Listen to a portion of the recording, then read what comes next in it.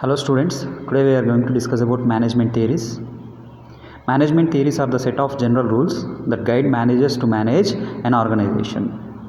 These are the general rules which are designed by the management theorists to guide the managers to manage an organization. These theories are an explanation to assist employees to effectively relate to the business goals and implement effective means to achieve the same. The theories suggest the employees and the managers that how to achieve the organization goals.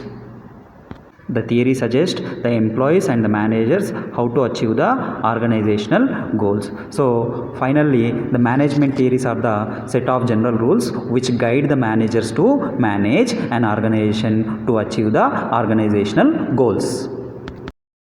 The theories of management is mainly classified into: one is classical school, second one is neoclassical school, third one is behavioral science school, and fourth one is modern school. The theory of management is mainly classified into four categories. One is classical school, neoclassical school, behavioral science school, and modern school. So now we discuss about classical school. The classical school concept is the oldest management thought. This is the oldest management thought. According to this classical school concept, the classical school theorists concentrated on the organization structure and achievement of organizational goals. We all know that the main motto of management is to achieve the organizational goals with the help of people. So here the organization need to design some organization goals which are to be achieved by the individuals. So according to the classical school theorists, they concentrated on the organization structure and achievement of organizational goals. Classical school can be divided into three streams.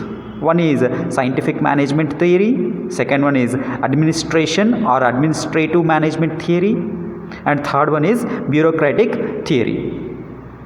Classical school can be divided into three streams: scientific management theory, administrative or administration management theory, the bureaucratic theory. Scientific management theory. Scientific means something related to science.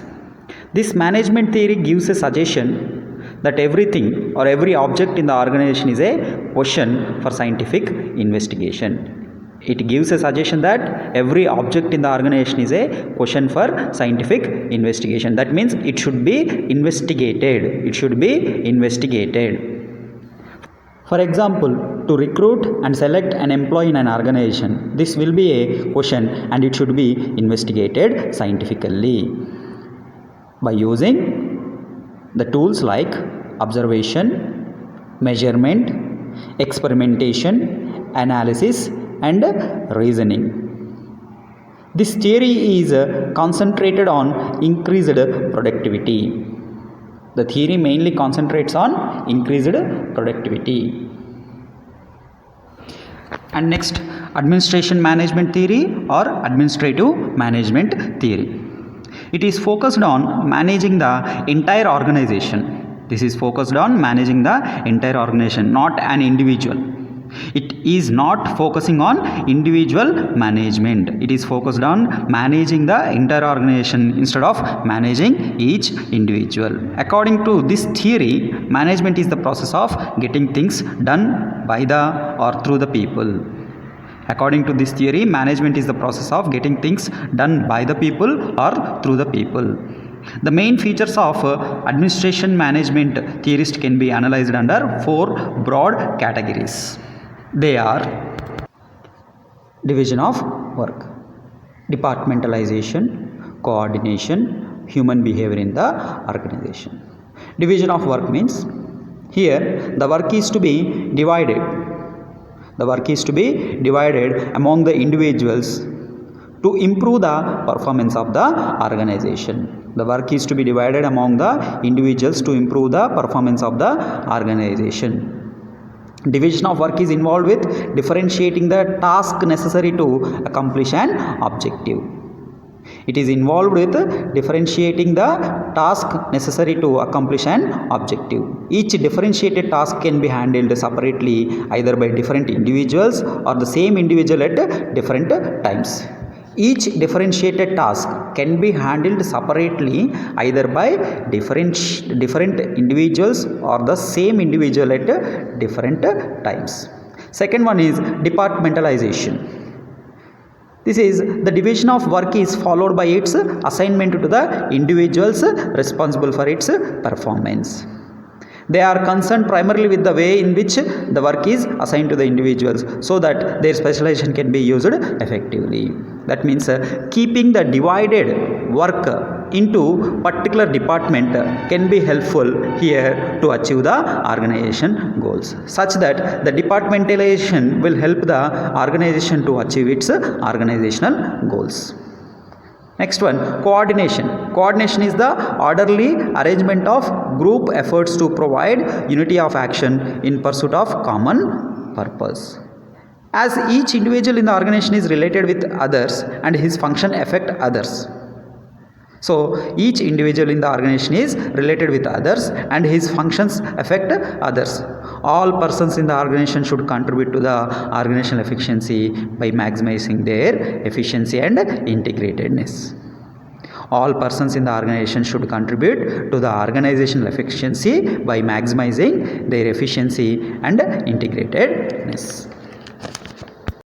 Human behavior in organization. The theorists take human beings in the organization as the inert instrument. They take human being in the organization as the inert instrument performing the task assigned to them. The human beings are taken as the inert instrument, those who perform the tasks which are assigned to them. The employees put maximum work if they are satisfied monetarily. The employees put maximum work if they are satisfied monetarily. The bureaucratic theory. According to Max Weber, the bureaucratic management approach emphasized the necessity of organization to operate in a rational way. This approach emphasized the necessity of organization to operate in a rational way. That means it mainly takes both employer and employee's thoughts into consideration, but mainly it considers for employee only. The principles of bureaucratic approach are proper division of labor, chain of command, separation of personal and official property, application of proper rules and regulations, selection and promotion based on qualification.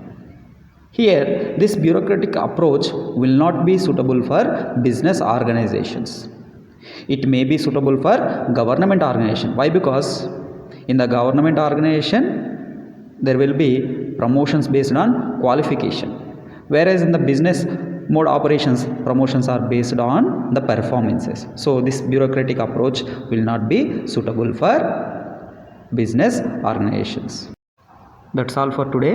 In our next video, we discuss about neoclassical school, behavioral science school, and modern school theories of management. Thank you.